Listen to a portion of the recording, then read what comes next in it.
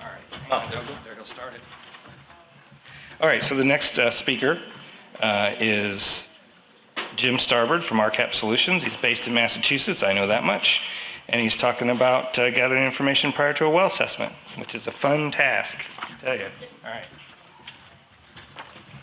Good afternoon, everybody. I wanted to use this topic because I felt, as doing these well assessments, the more information I could gather prior to being on site with the homeowner, the more information I could give them, whether it be about their well, the septic system, any other questions they might have had. So, being prepared is being the biggest thing. A little bit of myself, I'm a program research specialist for RCAP Solutions. I work in the Northeast branch of the RCAP network in Mass, Connecticut, and Rhode Island. I'm a former local public health sanitarian, so I feel that I've worked on both sides of the fence. A little bit on RCAP Solutions. We're the Northeast branch of the RCAP network. Our area is Maine to Pennsylvania. We also have some state-specific programs, rental assistance programs.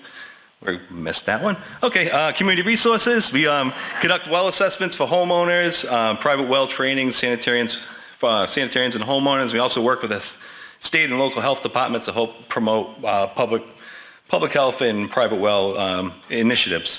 During our day job, we also do assist small water and wastewater systems through federal grants. We also do trainings, water and wastewater operators, CEUs, and trainings and technical assistance for wastewater boards and staff.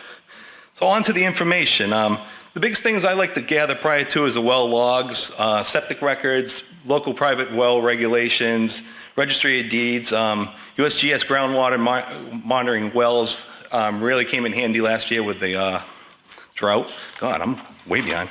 Okay, this time I'm going to focus on the well log. While water quality sampling information is sometimes in there, there's also other information on the well. Septic records as well gives me a lot of information as built, sometimes helps me locate the well. But I work in 3 states, so gathering that information, 3 ways of doing business in each one of the states. So gathering that information is a challenge depending on what state I'm working in at the time. I'm actually still on that one. All right, so tri-state region well assessments. So each one has different primacy agencies, filing systems, requirements, contaminants, concerns, the license of well drillers, the permitting, you name it. Each state does things a different way. So I'm going to look over how this things. A little historical fact. Massachusetts is a home of the first health department in the U.S. in 1799 in Boston. It was formed to fight an outbreak of cholera, so you could say it's the first drinking water primacy agency. And a familiar name, Paul Revere, was the first health officer. Massachusetts, just like Pennsylvania, does not have a private well program, and we don't have statewide private well regulations. There's 351 boards of health, and each one of them has to adopt their own regulations for wells. If they do not adopt them, there is no regulations. Massachusetts well logs would be found basically at the local boards of health. DEP's drill program does have some information, and the septic records really at the local board of health, the jurisdiction of them. Connecticut, they do have a private well program, and they also have a state drilling code, so there's actually a code to go after. And the permits and enforcement are done at the local level at the local health departments or the regional health departments, whatever it might be. Well logs, we need to find them. From 1970 to present, you'll find them at the Department of Consumer Protection. If it's 1952 and 1969, they'll be at the Department of Energy and Environmental Protection. So you really got to find out when the well was drilled to even find the records. Rhode Island, they also have their own private well program and a state private well code, so everything is standardized. But permits and enforcement are done by local building officials as opposed to health offices.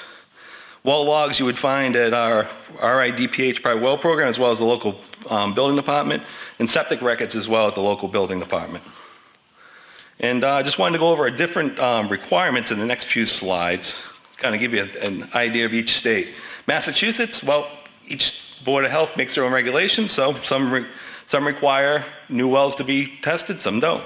Connecticut's only testing for new wells. Rhode Island does have it for occupancy permits prior to a new well and changing of selling property.